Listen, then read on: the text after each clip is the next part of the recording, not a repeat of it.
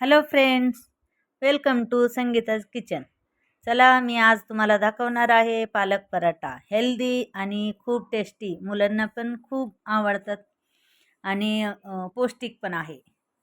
तर चला, मी पटकन आता रेसिपीला सुरुवात करत आहे. आता बघा, मी पालक घेतलेला आहे निवडून स्वच्छ, निवडून धुवून घेतले आणि जरा पाणी वितळायला ह्याच्यावर कॉटनची कपड्यावर घालायचं आणि ह्याला बारीक कापून घ्यायचं. कधी पण आहे ना, पालक चिरून आपण धुवायचे नाही कधी. पहिलं धुवून घ्यायचं, मगच कापायचं आणि छान बारीक कापून घ्यायचं. कापून झालेले बघा, एकसारखं बारीक कापून घ्यायचं आणि ह्याला ना थोडंसं वाफवून घ्यायचं जरा. कारण कच्चा पण घालू शकतो आपण, कारण कच्चा घातले की लई असं हे होते, जास्त असं वाटते. मग थोडंसं वाफवून घेतलं का नाही, क्वांटिटी कमी होतं. त्यामुळे आपण थोडंसं वाफवून घ्यायचं, जास्त शिजवायचे नाही एकदम.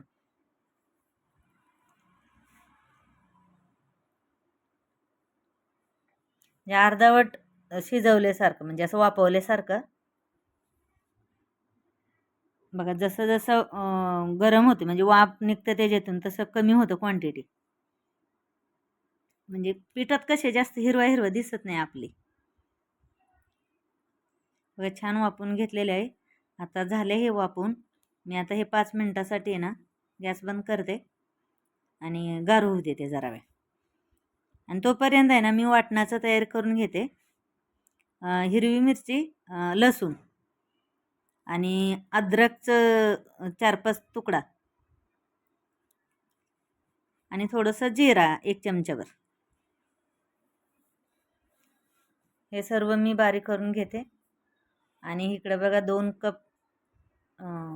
गव्हाचं पीठ घेतलेलं आहे आणि अर्धी वाटी, म्हणजे 2 वाटी जर गव्हाचं पीठ घेतलं की नाही, अर्धी वाटी तुम्ही बेसन पीठ घ्या.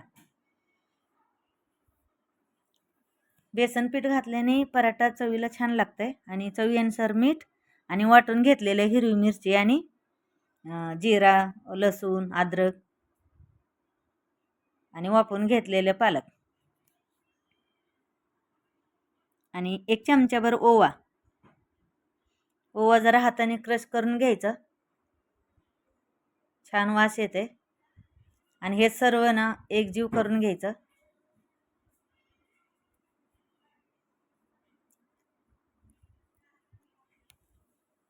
आणि लागेल तसं पाणी घ्यायचं,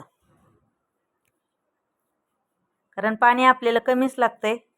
आपली पालकमध्ये कसे पाणी भरपूर असतं ना, त्यामुळे पाणी कमीच लागते. बघूनच पाणी बघून थोडं थोडं, जसं आपण गव्हाचं पीठ म्हणजे चपातीला मळतो सेम तेवढंच, तसंच मळायचं मऊ.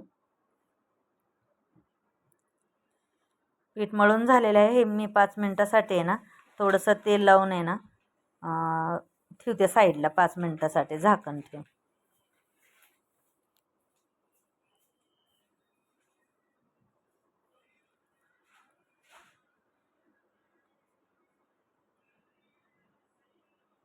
पाच मिनिटं झालेले आहे. तर मी आता बघा झाकण काढून छान परत एक वेळ ना मळून घेते व्यवस्थित.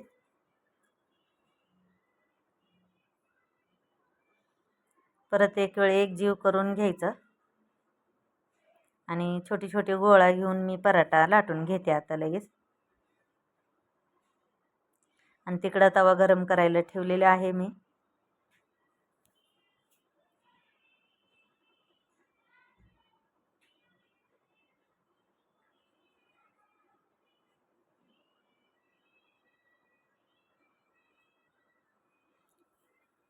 चपातीसारखंच लाटून घ्यायचं सेम, काहीच नाही.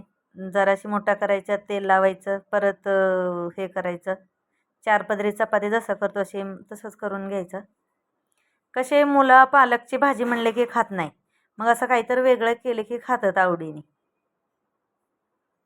मुलांना पालेभाजी खायला नको अजिबात, त्यामुळे आपण काहीतरी वेगळी आयडिया करायचं, म्हणजे जेणेकरून मुलांच्या पोटात म्हणजे पौष्टिक जायला पाहिजे.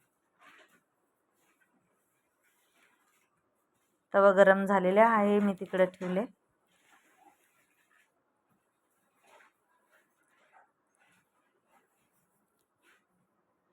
बघा छान सेम चपातीसारखा लाटून घेतलेला आहे.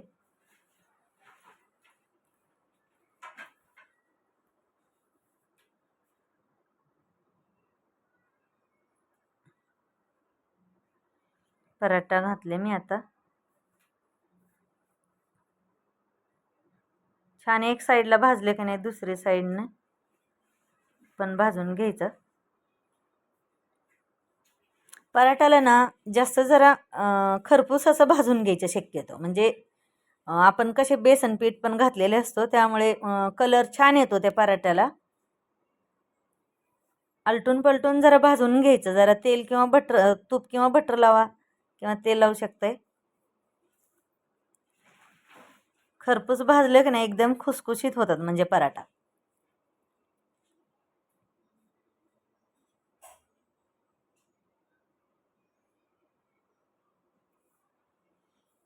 छान बघा आता भाजलेले आहे. बघा दोन्ही साईडने छान खरपूस भाजून घेतलेला आहे. एक पराठा झालेला आहे. मी आता दुसरा एक पराठा बनवून दाखवते. ते म्हणजे कसं हा चपातीसारखं नाही, म्हणजे थोडंसं मुलांना वेगळं स्क्वेअरमध्ये. आता पूर्ण मोठं लाटून घेतलेले होते मी. इकडून दुमडायचं, इकडून दुमडायचं आणि परत थोडं तेल लावायचं. मग परत इकडून पण दुमडायचं, ह्या साईडने दुमडायचं अर्धी अर्धी आणि ह्याला लाटून घ्यायचं.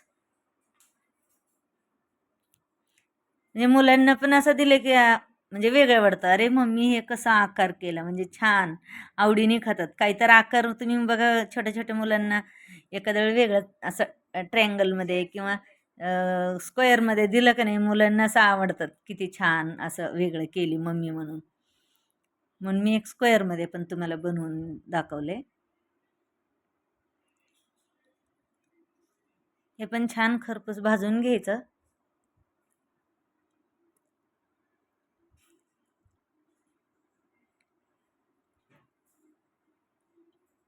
पराठा छान भाजून घ्यायला पाहिजे. मेन म्हणजे कसे सगळे आपण कच्चं घातलेले असतो, म्हणजे हिरवी मिरची लसूण वगैरे, त्यामुळे छान बघा किती मस्त असं एकदम खुसखुशीत दिसते. म्हणजे असं लांबूनच असं मस्त. बघा माझा पराठा बनवून झालेला आहे. बघा किती छान असं वाफ पण निघते मस्त. बघा नुसतं उचललं तर सगळे पूर्ण पराठा असं हे दिसतंय. तर असंच तुम्ही पण पराठा पौष्टिक बनवा. आणि माझं जर व्हिडिओ तुम्हाला आवडलं तर नक्की लाईक, सबस्क्राईब आणि शेअर करा. आणि नक्की नक्की तुम्ही माझा व्हिडिओ तुम्हाला कसा वाटला कमेंटमध्ये कळवा. थँक्यू, धन्यवाद.